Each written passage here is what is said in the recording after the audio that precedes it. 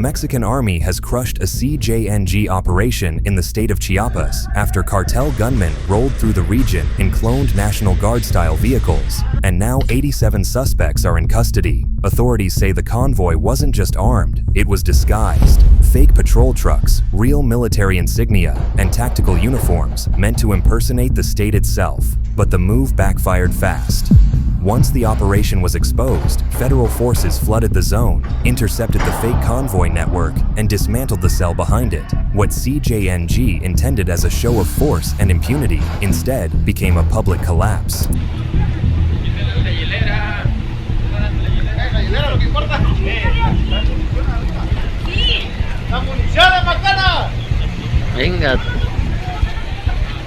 Because in Chiapas, pretending to be the government crossed a line, and the army was ready to put them back in their place. Let's break it down.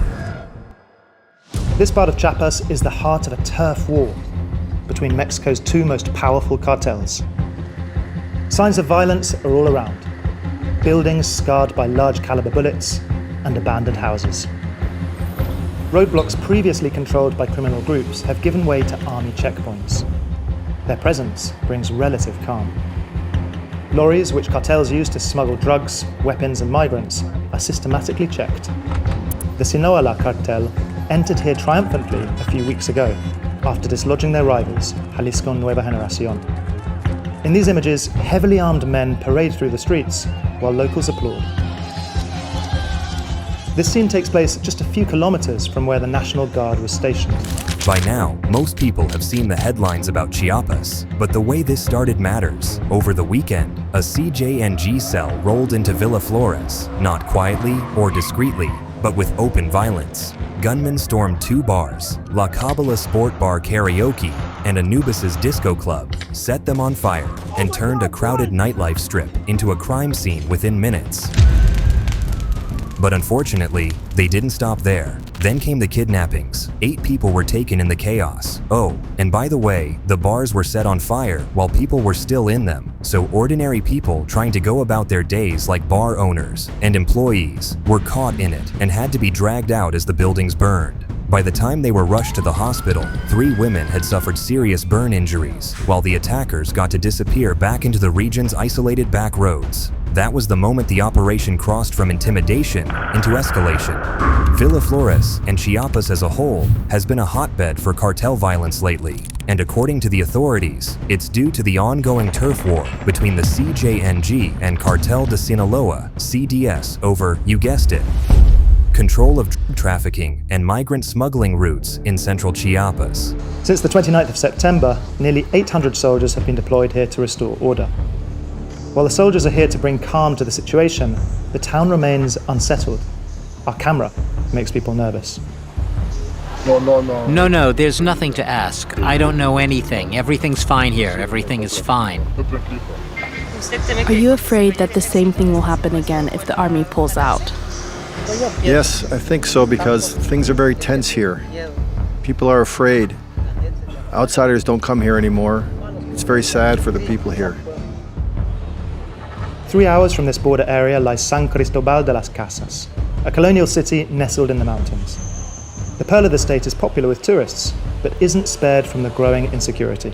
So when this explosion of violence and disorder began, the authorities moved fast. They launched a massive search across Villa Flores, Cintalapa, and surrounding municipalities, and almost immediately, the outcome turned grim. 1 victim was rescued alive. The rest weren't so lucky. Over the next 48 hours, 7 bodies were recovered, dumped across rural zones near where cloned vehicles would later be found. One of the dead was a bar owner whose body was abandoned inside a vehicle. His life ended by a gunshot wound severe enough to sever an artery. After further investigations, officials were able to get to the bottom of why this attack had taken place. They tied the violence to a CJNG turf dispute over local drug sales and trafficking routes in the Fraileska region, a strategic corridor for narcotics, migrants, and weapons. But instead of quietly enforcing control, the cartel went loud. Too loud.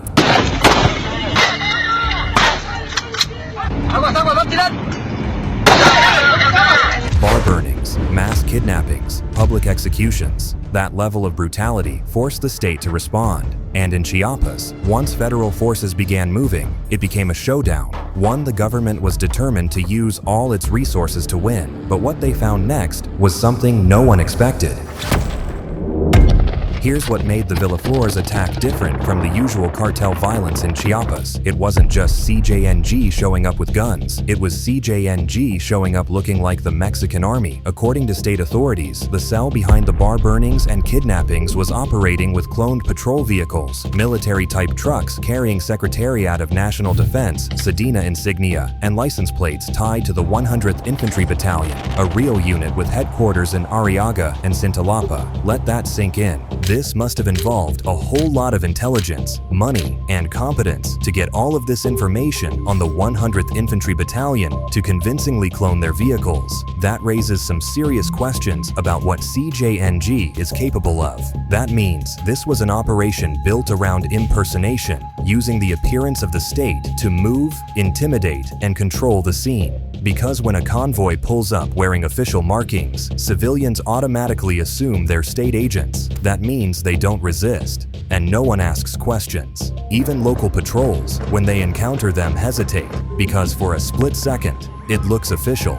But that's the tactic: authority theft. This erodes the power of the state and the trust people have in it. And that is where the red line gets crossed. Once the bar attacks triggered the security response, the government didn't just hunt for gunmen, it hunted the infrastructure behind them. And this is no small task. The sweep across the Frilesca region pulled in more than 500 state and federal personnel, combing through Villaflores, Cintalapa, Ocozocoautla, and Berriozabal. Because hunting cartel Sicarios, especially CJNG, is a dangerous and unpredictable affair. But this time around, they were successful.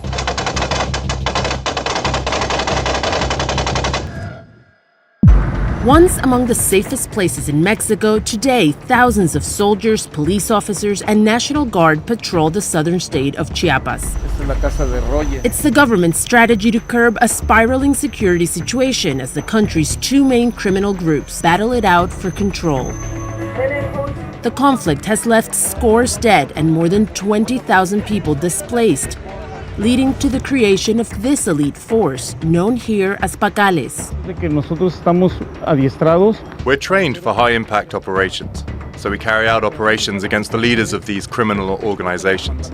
We've detained leaders, confiscated land where they operate, as well as their weapons and cash. During that operation, authorities say they arrested 7 suspected CJNG members, freed 1 kidnapped person, seized 3 firearms and a motorcycle, and most importantly, recovered 8 vehicles, including 3 cloned patrol units carrying those military identifiers, a cartel attempting to operate as a parallel government. And once Mexico confirms a criminal group is wearing Sedena's identity to terrorize a region, a harsh response is bound to come, because they cannot allow people to think impersonating government agents is permissible.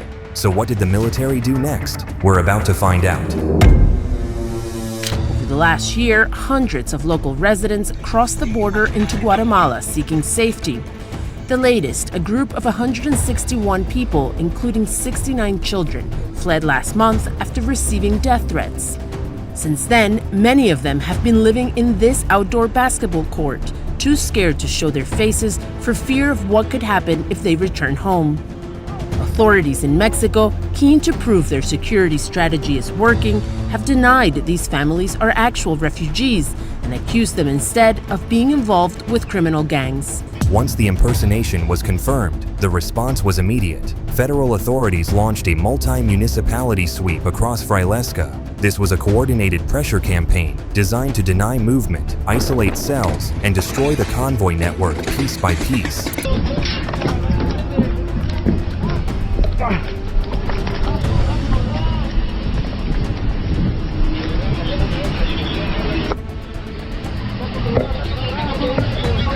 On the ground, Army units and National Guard elements sealed secondary roads, set up rolling checkpoints, and intercepted suspicious vehicles before they could regroup. In the air, surveillance assets tracked movement between rural corridors and urban exits, tightening the net as suspects tried to scatter. And it worked.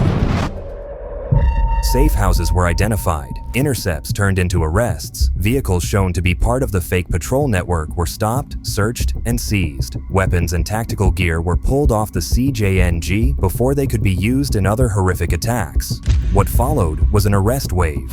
Suspects were taken into custody across multiple locations, not all at once, but fast enough to prevent the cell from reorganizing. By the end of the operation, authorities had dismantled the operational backbone of the group that carried out the Villa Flores attacks, and it cost them a lot. As you know, CJNG is always prepared for war, and this time around was no different. When the army units and National Guards found them, they were armed and did not hesitate to open fire. Unfortunately, that meant there were casualties on both sides. Though the CJNG were hit the most, they also hit back at the army. This wasn't a firefight-heavy spectacle. It was something more effective. The Mexican army outmaneuvered, outcoordinated, and outcontrolled the cartel cell, turning a show of criminal authority into a contained, collapsing operation. And once that kind of response is demonstrated, the message is unmistakable. You don't get to fraudulently wear the uniform of the state and walk away. CJNG didn't improvise the horror displayed in Villa Flores. It imported a playbook that had already worked elsewhere. In Jalisco and Michoacan, cartel cells have repeatedly moved like paramilitary units. They have typically gone on the offense, coordinating convoys, deploying rapid roadblocks, and synchronizing attacks in a way that forced security forces to go into defense mode. That model is tied to factions like Los Guerreros, an armed wing that operates with discipline, hierarchy, and confidence built from past clashes where the state hesitated and the cartel didn't. That history matters. CJNG has learned that when you move fast, look official, and act decisively, communities freeze, civilians don't question, and local patrols second-guess whether they're looking at criminals or colleagues. It's not about firepower alone, it's also about projecting authority. That's the mindset they brought into Chiapas. But what were they doing in Chiapas in the first place? Well, what they're always looking to do, expand their territory like a cancer. You see, in recent times, attention has been lifted off the CJNG and placed on the Sinaloa cartel due to the internal war currently ongoing between the Chapitos, the Sons of El Chapo, and Mayo, Sons of El Mayo factions. SHEINBAUM's administration has been too focused on stopping it to pay attention to what El Mencho was doing, and that was a big mistake. With no eyes on them and their biggest rival neck deep in internal wars, the CJNG decided to take the time to strengthen their position. That meant going into territories where they had no presence or power and using horrific methods to consolidate said power. And it worked. In towns like Veracruz, for instance, the CJNG has what has been called a quasi-monopoly from the center to the south. It was looking to do the same in Chiapas, except that didn't exactly pan out how they had hoped. And this is because Chiapas wasn't Jalisco. This time, the impersonation didn't confuse the state, it provoked it. The same paramilitary confidence that carried CJNG through earlier theaters became the reason the response escalated so quickly here. Because when a cartel believes it can act like the government, it forgets one thing. The real government is watching, and it doesn't tolerate competition when it comes to authority and projecting power. What CJNG misread wasn't the terrain, it was the moment. This operation ran straight into an intelligence shift that's been quietly taking shape. Federal forces had already been mapping cartel movement patterns, tracking cloned vehicles, and flagging impersonation tactics that had shown up in other states. By the time the Villa Flores attacks happened, the warning signs were already understood. So the response did not hesitate. State police, the National Guard, and the Mexican Army acted with centralized federal coordination. No jurisdictional delays or confusion over who had authority. Units pushed simultaneously across multiple municipalities, sharing intelligence in real time instead of stepping on each other's operations. That coordination changed the optics immediately. Instead of CJNG projecting power through fear, the state projected control through visibility. The message wasn't subtle. This was a crackdown, and that's where the old playbook was torn to pieces. What was meant to look like authority exposed the operation instead, and once the Mexican army made it clear, it was willing to collapse the entire network, its vehicles, personnel, routes, and logistics. The illusion CJNG relied on evaporated. CJNG thought wearing the uniform would buy them control. It bought them a takedown.